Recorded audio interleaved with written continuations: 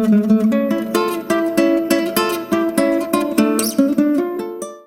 بنات، يا أهلا وسهلا فيكم فيديو اليوم. كيفكم؟ إن شاء الله تكونوا بخير.